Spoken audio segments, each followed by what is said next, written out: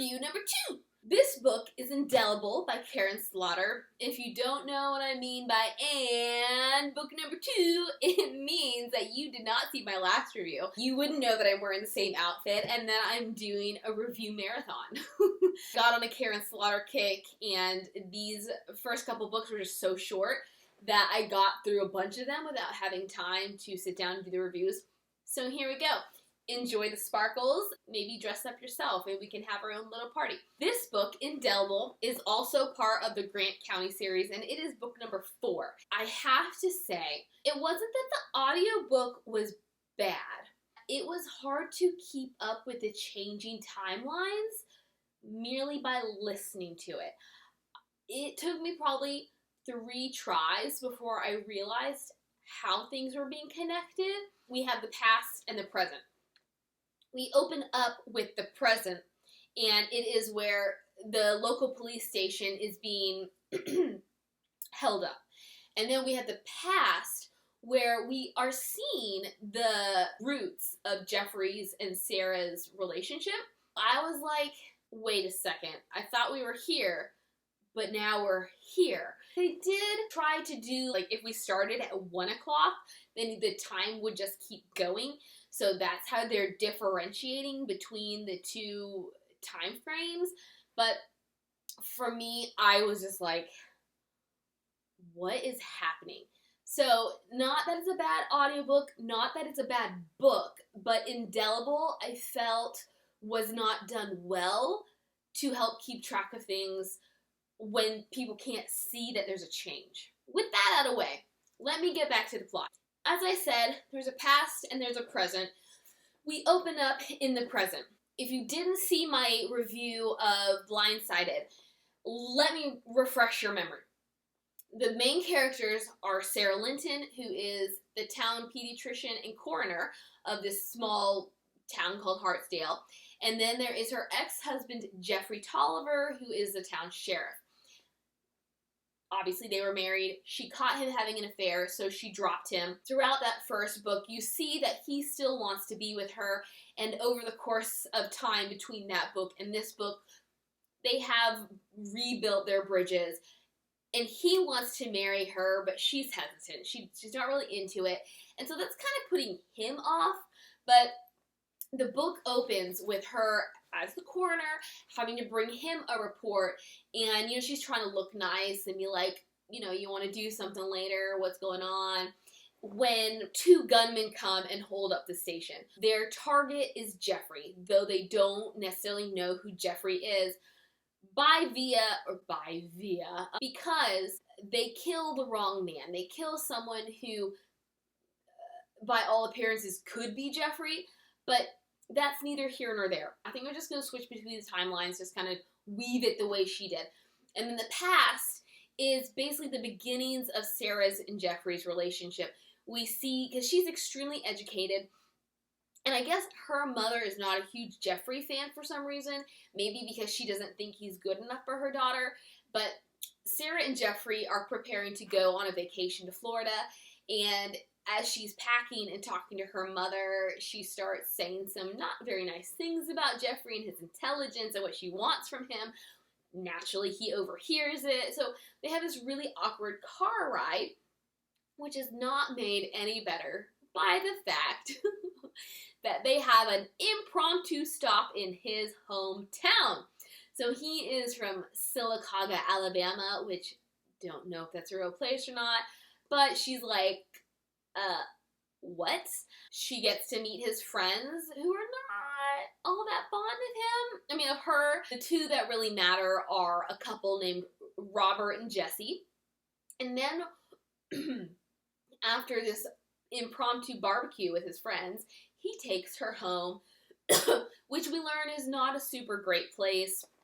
His dad did some things in the past, so I think he's in jail, left a dark shadow over the family. The mother is an alcoholic, and it's just not a great environment to be in. The mother corners Sarah, says some things that cause Sarah to run out. When Jeffrey comes after her, they hear gunshots. They go to Robert and Jesse's house and they find a dead man in the bedroom. Robert eventually is like, I caught this guy having an affair with Jesse, and so I shot him. Sara is upset with Jeffrey because she thinks that he is helping Robert concoct a story. Jeffrey's like, didn't mean to. We flash back to the present and we get to see Lena, who, as I mentioned in my last video, I'm not the biggest fan of. She is in an abusive relationship with this guy named Ethan. I don't know if he was introduced in earlier books, but in this whole book, I was just like, why do I care? He is such a minor character that their relationship, I felt, was unnecessary. Yes, it does broach topics of abuse and a victim's inability to escape, or even though they want out, they don't get out. But I was just like, I don't really need that. But kind of over the course of this present point of view, this present timeline, we are trying to figure out who the gunmen are, what their true motives are, because what we see is that maybe they actually do know who Jeffrey is, so why they killed the other officer, I don't know, but it was a good red herring to kind of throw us off the trail. At one point, Sara suspects the gunman to be Jeffrey's son, who Jeffrey knows nothing about. But let's go back to the past, because now we have to talk about that, right? Right. In the past, we're still trying to figure out the truth behind the shooting, because Robert is kind of closed mouth, like he says one thing, but is that really what happened, or is that really why he did it? And then Jesse is of no help. And so Sara, she's like a dog with a bone. She just won't let it go. I really like Sara. I enjoy her intelligence. So I don't mind so much that she's a stickler for the rules and that she wants to get the problem solved before she's ready to move on. And it also helps them in their relationship to kind of figure out how the other person ticks, how they think and work, and like, what are their priorities? What are they willing to let slide? She is kind of like, is this the guy for me? Because if you didn't see my first review, I'll let you know that Sara had been raped, which in the first book, even after she'd been married to Jeffrey and divorced, he didn't know. So obviously in this timeline where they're not even married yet, she hasn't told him.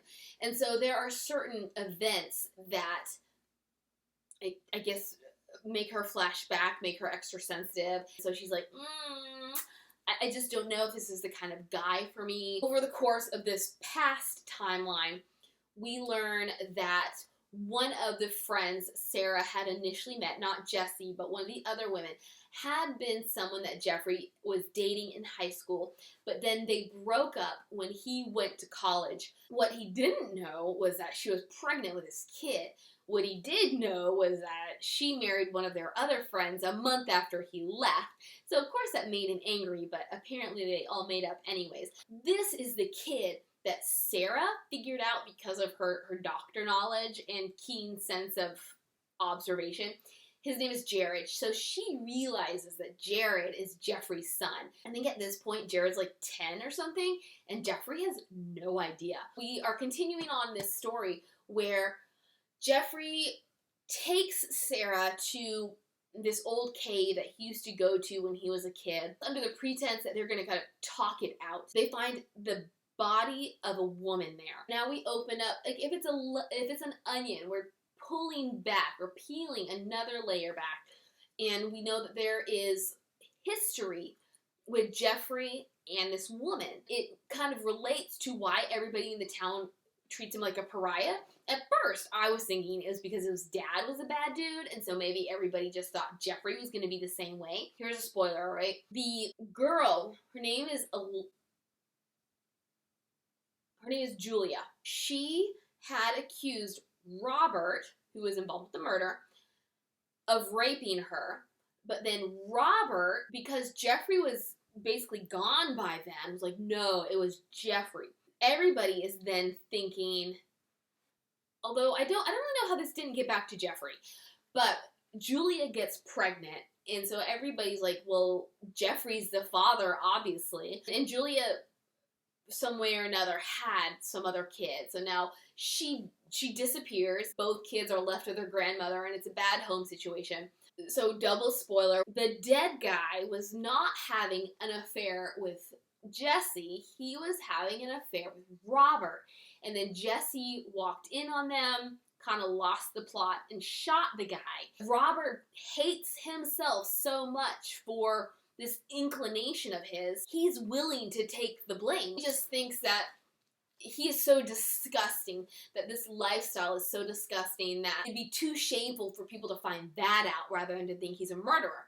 And then this secret about him goes back to Julia, because Julia caught him with another man some years past, and then that is why she accused him of rape, because it was just one more way to make his life miserable, to hold something over his head. There's a better explanation as to why accusing him of rape would be beneficial to her. Here's spoiler number 4.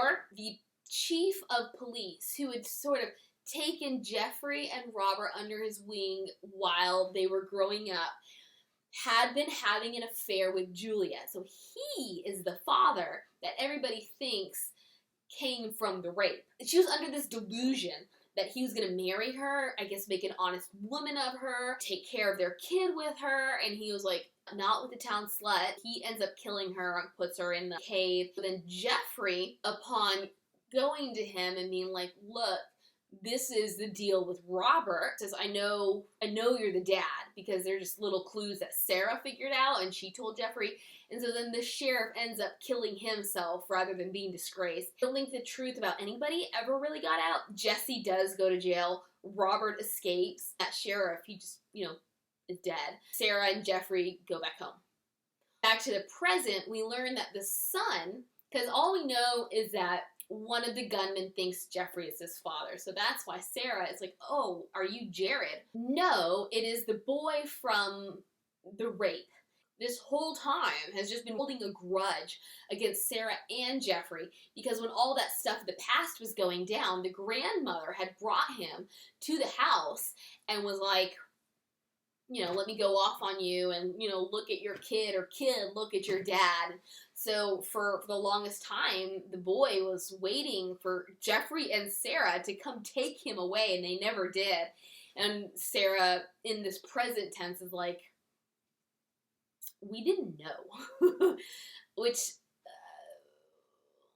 again, I don't know how I feel about that, because they're just such sensitive people, and they realized that it was such a bad home life. How could they just walk away? I don't know. We're not going to get into that. It wasn't my favorite part of the novel. In the end, I don't remember if both gunmen die or just the one, but someone stabs him and he dies, and there we go. There's the little things about Lena woven through, because we have Slaughter likes to have a lot of POVs. So we have Sara, we have Jeffrey, we also have Lena.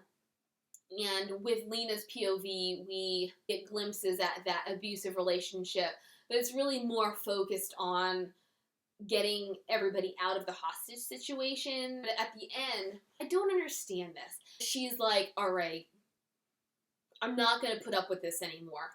So instead of just putting her foot down and getting out of the relationship, she plants a gun on Ethan, which is against his parole, so then he has to go back to jail. And there we go. And I was like, nah. Because at first I thought she was just going to be like, I'm out. And then I was like, well, maybe she's going to shoot him. And then all she does is frame him. I'm like, okay. As much as I enjoyed this book, I feel like Lena continues to be given a spotlight she doesn't deserve. It's a slow build that I'm like, I'm not willing to wait to see what happens. On one hand, I'm okay with an author planting a character and helping them grow throughout a series. But I felt like with Lena, there wasn't enough in each novel, and then all of a sudden, she's front and center and I'm supposed to care. Ina continues to bother me, but Slaughter continues to put her in there, so there's nothing I can do but roll my eyes and wait till she's done. The writing is spot on. This book is not for the faint of heart. If you don't have a strong stomach, stay away. If you don't like language, stay away. She does have a tendency to overdo it. That's something I found in Grant County so far, as opposed to The Kept Woman, Pretty Girls, or kind of the bigger, maybe non-linear books, is that she just puts a lot in there. And I don't know if she had planned on a series when she started, but it's kind of like she's relying on the fact that it is a series for everything to make sense. And I'm not a huge fan of that. That's it for this book. Let's move on to the next one.